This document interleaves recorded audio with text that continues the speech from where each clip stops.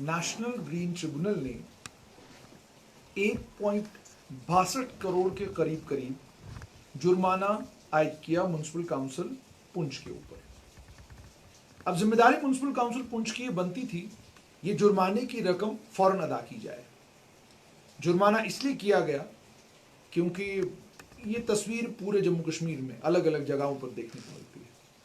आप किसी भी जिले में चले जाएं, जिले का जिम्मेदार आपको ये यकीन कराएगा कि मेरा सॉलिड वेस्ट को डंप करने का जो तरीका है वो बड़ा बेहतरीन है, लेकिन जब आप थोड़ा खोजते हैं तो आपको पता चलता है कि तरीका बेहतरीन नहीं है, लेकिन जुबान बंद करवाने का तरीका जो है जिले के कमिश्नर का बड़ा ज़बरदस्त है। कुछ एक जिलों में ये सब चीज़ें हुई भी हैं और मिजाजन हुकूमत जो है इस मामले में गैर संजीदा नजर आती है। लेकिन यहाँ पर जो डीसी पुंछ है उन्होंने एक बहुत ज़बरदस्त ऑर्डर इशू किया है।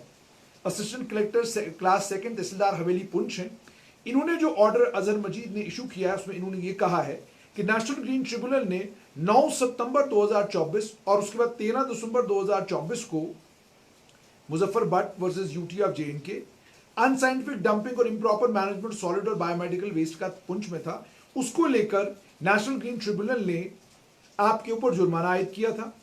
अब आपसे ये गुजारिश की जाती है कि 1.62 करोड़ के करीब जो आपके ऊपर जुर्माना आयद किया, 15 दिन के अंदर अंदर आप इसको भरें।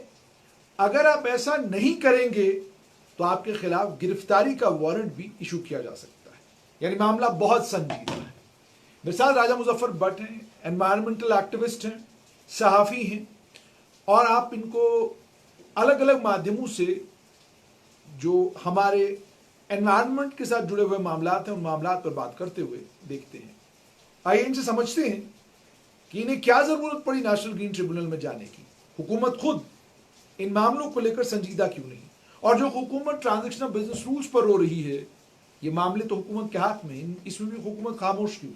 राय सब 6 महीने हुकूमत को हो चुके हैं, 1.62 करोड़ के करीब जुर्माना और भरने से इनकारी लगता है जो सीओ म्युनिसिपल काउंसिल। देखिए जुनैद साहब, सबसे इम्पोर्टेंट बात यह है कि ये जो चीज़ें हैं, चाहे सैनिटेशन हो, वेस्ट मैनेजमेंट हो, एजुकेशन हो, हेल्थ हो, ये सब डोमेन में आता है यहाँ की सरकार के पास। अब सरकार अगर बोलेगी कि हम एक यूनियन टेरिटरी है, हमारे पास इख्तियारात नहीं है, पावर्स नहीं है, देन ये बहाना हो गया।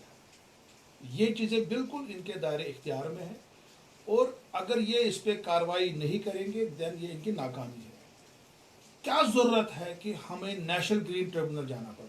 इससे पहले भी हुआ है, क्योंकि ये केस पुराना है, ये आज का नहीं है। मैं पूरा कसूर इन पे नहीं डालूंगा। जो इससे पहले ब्यूरोक्रेट्स थे पुंछ में, चाहे डिप्टी कमिश्नर थे, चाहे म्यूनसिपैलिटी के सीईओ थे या अर्बन लोकल बॉडीज़ के जो डायरेक्टर थे जम्मू के, ये सब उन पे आता है।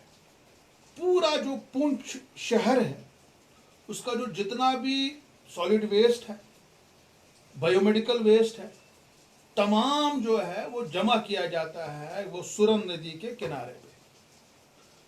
वो शेरी कश्मीर ब्रिज है बिल्कुल साथ में उसके, और वहाँ पे ही डंप करके, एक तो वो वायलेशन है म्युनिसिपल सॉलिड वेस्ट रूल्स 2016 की, दूसरी वायलेशन होता है एनवायरमेंटल प्रोटेक्शन एक्ट 1986, तीसरी वायलेशन होती है water prevention and control of pollution act 1974, चौथी वायलेशन होती है जो एयर पोल्यूशन एक्ट 1981, क्योंकि वहाँ से फिर वो जलाते हैं उसको और वहाँ से धुआं उठता है, गंदगी उठती है, उसकी भी वायलेशन हो रही है। मतलब उसके अलावा प्लास्टिक वेस्ट मैनेजमेंट रूल्स 2016 की, बायोमेडिकल वेस्ट रूल्स 2016 की, तकरीबन ये 8 लॉज हैं एनवायरमेंट के, मतलब जिनको मतलब जो डायरेक्टली वायलेट हो रहे हैं।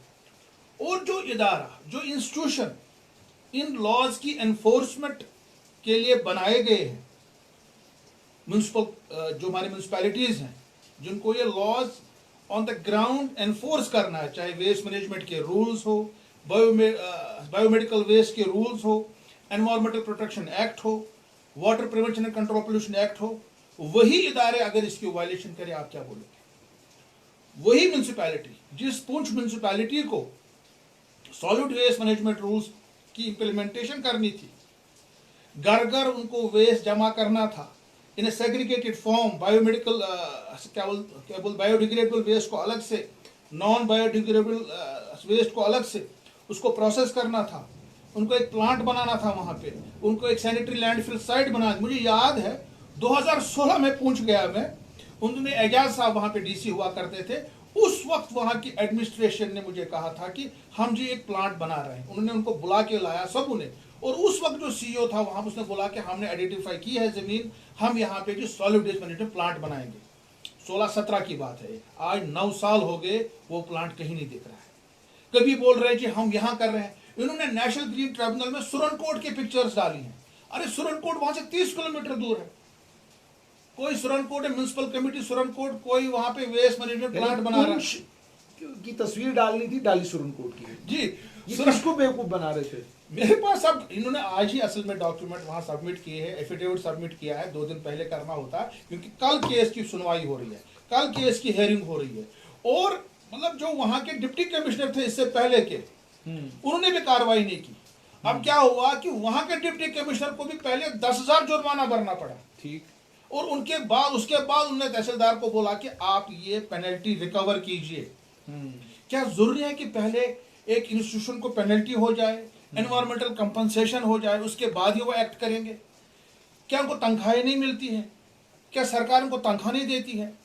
क्या हमारे पास लॉज नहीं है? इतना पैसा सेंटर से आता है, इतना पैसा दिल्ली से आता है स्वच्छ भारत मिशन के लिए, under Swachh Bharat mission, under waste management programme, अगर बाकी जो आप सैनिटेशन के लिए, इसके लिए कहाँ जाता है वो पैसा?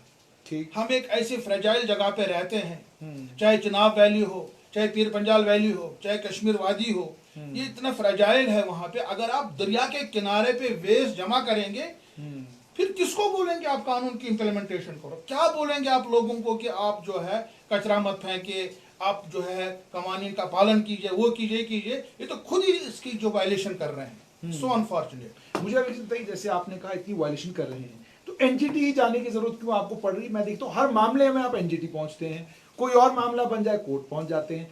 हुकूमत के इदारों का जो काम है वो काम हुकूमत के इदारे क्यों नहीं कर रहे?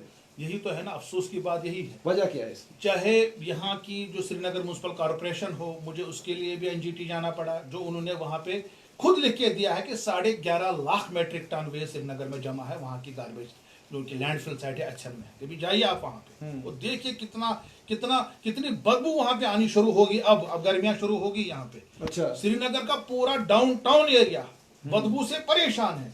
11.5 लाख मेट्रिक टन वेस्ट वहां जमा है, और उस वेस्ट से भी बारिशें हो रही हैं। अब उसमें लीचेट निकलेगा, लीचेट जाएगा जमीन में, वाटर टेबल में, और वो वाटर टेबल के जरिए बिल्कुल आचार का वहां पे लेक है, आचार लेक से आगे डल लेक पे जाएगा वो तो है। उसके अलावा एयर पोल्यूशन हो रहा है वहां से, फिर वेस्ट को जलाया जाता है। तमाम बातें तो हैं, लेकिन आपको हुकूमत के इदारों से तवक्का नहीं है, या आपको लगता है कि एनजीटी और कोर्ट के अलावा कोई रास्ता देखिए नहीं है? तवक्का तब होगी वो करेंगे कुछ, जब करते ही नहीं है। कितनी बार मैंने गुहार लगाई इलीगल माइनिंग के हवाले से। इलीगल माइनिंग में जब मुझे एनजीटी जाना पड़ा तो उसके बाद ही बड़गाम जिले में इलीगल माइनिंग दरिया में बंद होगी। सुखनाग में 3.5 साल तक उस नदी को लूटा गया। एक तो होगा किसी नदी में आपने ऑक्शन कर दिया, टेंडर कर दिया, वहां पे काम हो रहा है, इलीगल थोड़ा सा हो रहा, कुछ लीगल हो रहा, कुछ इलीगल हो रहा। दूसरा हो गया टेंडर ही नहीं हुआ है, ई ऑक्शन ही नहीं हुआ है, सीधे चोरी कर रहे हैं। सुखनाग नदी बीरवा में तकरीबन दिन में एक कंपनी है यहाँ पे कंस्ट्रक्शन कंपनी, वो दिन में 200-250 डंपर निकालते थे। ठीक, और फाइनली मुझे नेशनल ग्रीन ट्रिब्यूनल जाना पड़ा, और नेशनल ग्रीन ट्रिब्यूनल ने टीम्स कॉन्स्टिट्यूट की। दिल्ली से team I, ministry of environment forest climate change, उसके बाद सेंट्रल पोल्यूशन कंट्रोल बोर्ड की टीम आई। उन्होंने देखा कि चोरियां हो रही है वहां पे, इलीगल जेसीबी इस्तेमाल, तब जाके काम बंद हुआ। अगर मैं एनजीटी नहीं जाता वहां पे अभी तक भी काम हुआ होता। वो दिन में 20-30 लाख की चोरी करते मुझे थे। बताएं, अब ये जो पुंछ में आपको लग रहा है कि सीईओ म्युनिसिपल काउंसिल पुंछ जो है वो ये लगभग 1.60 करोड़ के करीब पैसा जमा करेंगे? करना पड़ेगा, क्योंकि ऐसा नहीं है कि इनने जुर्माना किया और बाद लेकिन आप कह रहे हैं कल ऐसे सुनवाई ही- इस मामले की? कल सुनवाई है। इससे पहले करना था या अब करना है? उनको पहले ही बोला था, उन्होंने नहीं किया। फिर उन्होंने डिस्ट्रिक्ट मजिस्ट्रेट को बोला, तब भी नहीं हुआ। फिर डिस्ट्रिक्ट मजिस्ट्रेट पूंछ पे जुर्माना आयद हुआ 10,000 का, पहले इनसे पहले जो डीसी थे। उसके बाद अब इन्होंने एग्जीक्यूट किया, जो आज के डीसी हैं। आज के डीसी हैं विकास, उन्होंने उन्होंने एग्जीक्यूट execute किया। कुंडल साहब ने एग्जीक्यूट किया इसको, कि उन्होंने देखा ऑर्डर शॉर्डर सब कुछ है, उन्होंने एग्जीक्यूट किया इसको। अब उनको बताया गया, अब डीसी साहब ने तहसीलदार पुंछ हवेली को डायरेक्शन दी कि आप इसको एग्जीक्यूट करो, और उन्होंने जो है उसको बोलते हैं रिट ऑफ डिमांड। अच्छा। क्योंकि under land revenue act powers होते हैं तहसीलदार के कि वो जो उसको रिकवर करे इस पैसे ठीक। को। अंडर लैंड रेवेन्यू एक्ट में एक प्रोविजन है, under section 62 of land revenue act 1996, ठीक। उसमें जो ये जुर्माने का पैसा होता है वो उसको रिकवर करना हो, तहसीलदार का प्रोविजन यह ठीक, है। वो अगर कर सकते अब हैं। वो जो है सीईओ पैसा नहीं भरेगा खजाने में, ठीक। नहीं भरेगा, उसको वो अरेस्ट भी होगा, क्योंकि उसमें लिखा है बाज़ाब्ता ऑर्डर में। और उनको जो ये पैसा रिकवर होगा वो पैसा फिर उसी के लिए काम में इस्तेमाल होगा। जो वहाँ की सैनिटेशन है, वेस्ट मैनेजमेंट को ठीक करने की ज़रूरत है, वो उसी जो है पैसा उसी काम के लिए इस्तेमाल होगा। तो आखिर मुझे राय साहब ये बताइए कि जितने भी मामले बन रहे हैं, हर मामले में एक बड़ी अजीब सी चीज़ देखने को मिलती है। जम्मू में भी जितना भी आपका सॉलिड वेस्ट मैनेजमेंट है वो ऐसी जगह पर है, जब हुकूमत को इस बार असेंबली में सवाल पूछा गया कि जनाब आपने उसका क्या किया, उन्होंने कहा जी ऐसी तो कोई जगह ही नहीं है, उन्होंने कहा जगह ही कोई ऐसी नहीं है। तो हर जगह हुकूमत का ये रवैया लग रहा है कि जो मामले आपके दायरे कार में हैं, जिन मामलों में आप काम कर भी सकते हैं, उन मामलों में भी हुकूमत खामोश नजर आ रही है। तो आपको क्या लग रहा है कि क्या ट्रांजैक्शनल बिजनेस रूल्स का हुकूमत को इंतजार है, या हुकूमत में कैपेसिटी नहीं काम करने की है, या हुकूमत इन मामलों में इसलिए खामोशी बरतती है क्योंकि इन मामलों में बहुत ताकतवर और मालदार लोग इन्वॉल्व हैं?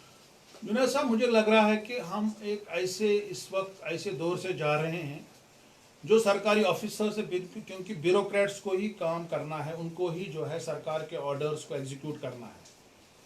ब्यूरोक्रेट्स इस वक्त ऐसा सिस्टम हो गया है कि उनको लग रहा है, वो देख रहे हैं, उसको वॉच कर रहे हैं, उनको लग रहा है कि शायद सरकार के उतने पावर्स नहीं हैं, ये मिनिस्टर जो हैं, ये एमएलए जो हैं उतने ताकतवर नहीं है, कमज़ोर हैं, हम भी क्यों इतना ये करेंगे।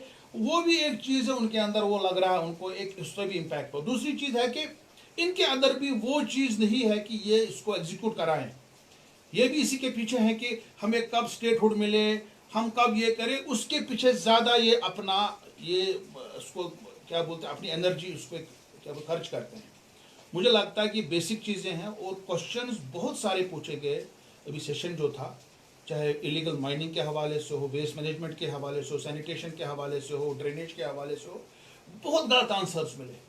डॉक्टर बशीर वीरी ने कहा कि आप बिजबिहाड़ा अनंतनाग में बताए कि कितने जो ड्रेनेज सिस्टम है वो फाइनली कहाँ जाता है। उन्होंने कहा उसमें वो तो जाता है, उसमें बाद में जाली में जाता है। और उन्होंने कहा कि मेहंदी कदल में वहाँ पे एसटीपी लागू काम कर रहा है। बाद में वीरी साहब ने बताया वो तो काम ही नहीं कर रहा है। ड्रेनेज सीधे जाती है दरियाओं के अंदर। परसों ही मैंने यहाँ पे एलडी हॉस्पिटल के पीछे बड़ी ड्रेन, खुली ड्रेन सीधे जा रही है। फिर एलडी के वहाँ एमएस ने कहा कि हमारी ड्रेन नहीं है, कोई और ड्रेनेज सिस्टम है।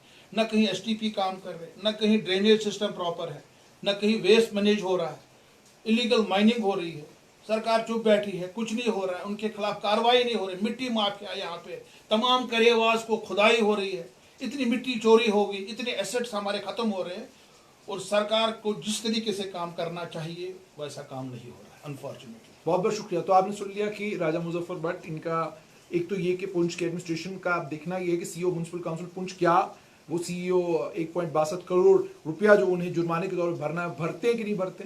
लेकिन मामला जुर्माने से बड़ा ये है कि सॉलिड वेस्ट मैनेजमेंट प्रॉपरली होगा कि नहीं होगा। आप जुर्माना भर देंगे, लेकिन क्या उसके बाद मैनेजमेंट होगा प्रॉपरली या नहीं होगा। हुकूमत को इस मामले में संजीदा होना पड़ेगा, तभी जाकर ये मामला बनेगा। वरना राजा मुजफ्फर पर लड़ाई लड़ते रहेंगे और मामले ऐसे ही रहेंगे, एनजीटी और कोर्ट के ऑर्डर आते रहेंगे, जुर्माने लगते रहेंगे, लेकिन सॉलिड वेस्ट मैनेजमेंट के कारण या सॉलिड वेस्ट के मैनेज ना होने के कारण जो परेशानियां मुझे और आपको झेलनी पड़ रही हैं, वो परेशानियां हम ताउम्र झेलते रहेंगे।